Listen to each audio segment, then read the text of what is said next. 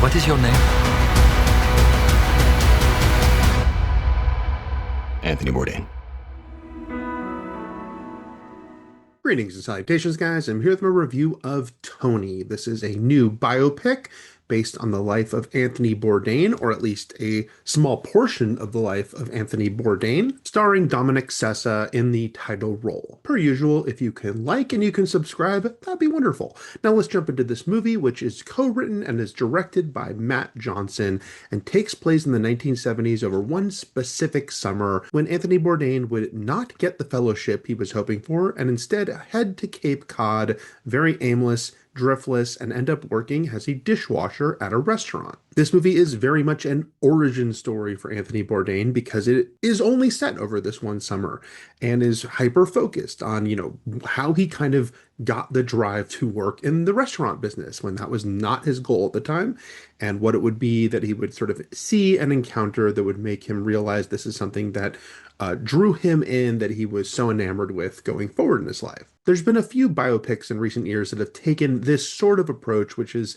not trying to do the entire life overview from childhood often to death or to certainly big success and maybe beyond, and instead focus in on a portion of that person's life. This is maybe one of the shortest runs of all because it's just the one summer, but maybe it might be a couple years or just a certain, time when they were living in a certain place. And I actually really appreciate this with biopics. It doesn't always fit. It's not always the right approach, but I think a lot of biopics become very cliche because they have to do the sort of rise, fall, rise overview. They have to show those highs and lows, and they end up hitting a lot of the same beats. They also end up having a montage feel at some point because they're trying to cram in so much about, and then this happened, and this happened, and this was important too. And so I think that Tony, right from the start, has it right by just saying, hey, we're just going to show this one pivotal summer for him.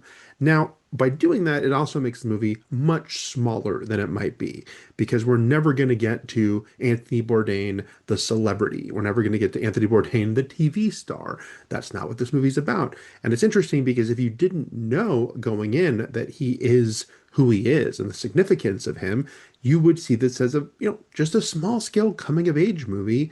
But I think that is part of its charm, that it can function like that. It can just function about this sort of young kid who doesn't know what he wants to do with his life or thinks he knows, but not really. And he's very narcissistic and full of himself.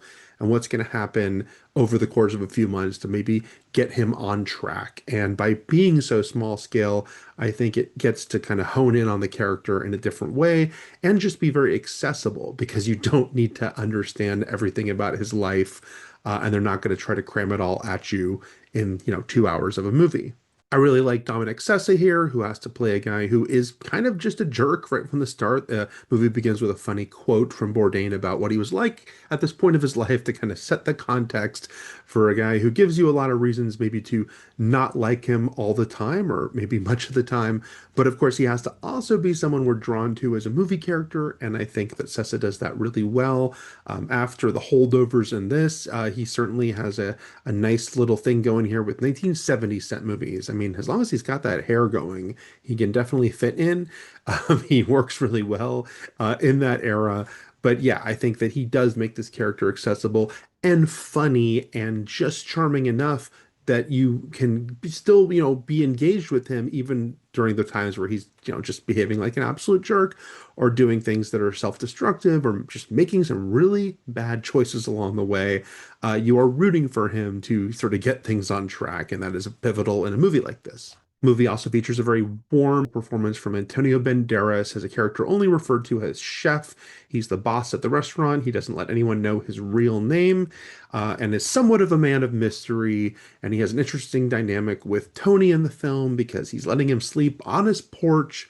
And he's, giving him a job sort of because the job is you work and you get to live at my place, but not inside my place for free. But we get to know more about him as the movie progresses. And there is a nice mentor mentee relationship that develops at the core of this movie that I think Banderas, does a really good job of portraying that side of it, and the side that is at somewhat arm's length from this character, but then he does want to engage with him more. He does sort of see something inside him that makes him want to find something in this kid that maybe can turn into something great. I also really like Leo Woodall here, who plays a coworker at the restaurant, Sal, who is at a dichotomy because on one hand he's kind of a loser, but he's also a very charismatic loser. So he's kind of a low life, and he really has nothing going on for him as far as actual things for the future. But at the same time, people are drawn to him, and he is hooking up with girls left and right.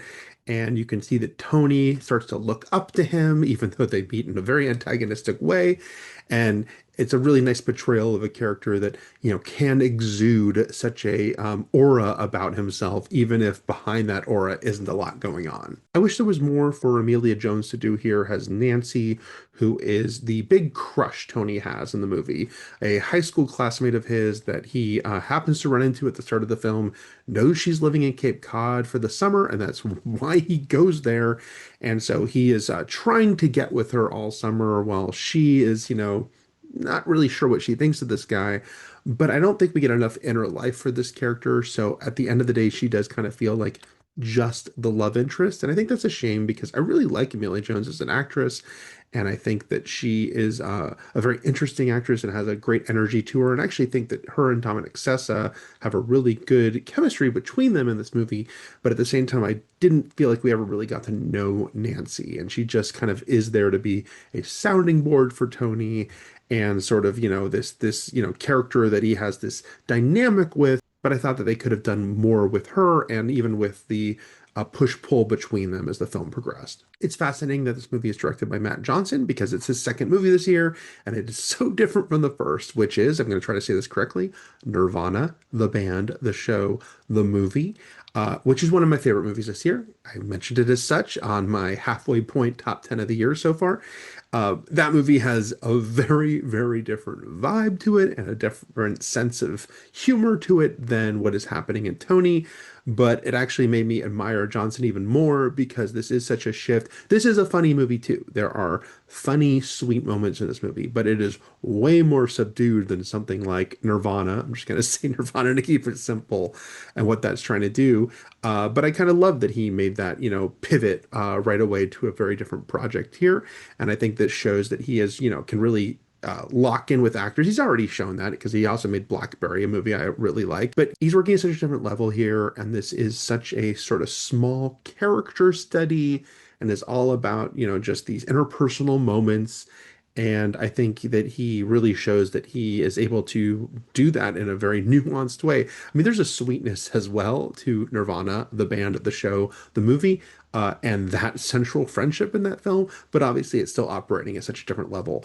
And I think that with Tony, just because it is dialed in on this one character so much and his perception of the world and what he's kind of learning about himself over this one summer. And I think that Johnson shows that he is really locked in with Tony here. And you can tell that he cares about Tony as a character and helps us care about him just like Sessa does, even through his more prickly moments. Ultimately, I think Tony works because it is a coming of age movie and that it doesn't sort of get ahead of itself too much. Inevitably, it ends with on-screen text that gives you, more what was going to happen next. And again, I feel like there might be some random people who might watch this movie and be very surprised by that on-screen text if they don't have the history with Anthony Bourdain.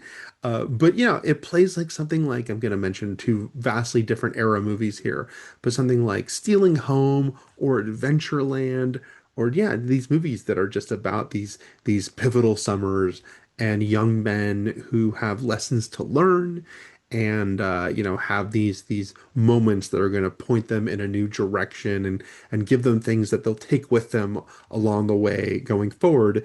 And we don't need to see that. And in this case, we know what's next because we can watch a ton of TV shows and TV episodes that Anthony Bourdain left us to know what his life became and the success he was, and unfortunately the sad ending to his life. But this really does a very nice job of showing us how it all began, where it all began and how, great things can begin in small places, or in this case, a small job, which is washing dishes at this, little place in Cape Cod that is nothing fancy and no one is particularly talking about in a special way, but how it can still prove to be such an inspiration for a man who will then go on to do such great things going forward. So yeah, I really like Tony, which is in limited release right now. I believe it's going to be expanding in the weeks to come into more theaters, and you can check it out soon. If it's not playing in a theater yet near you, hopefully it will be soon.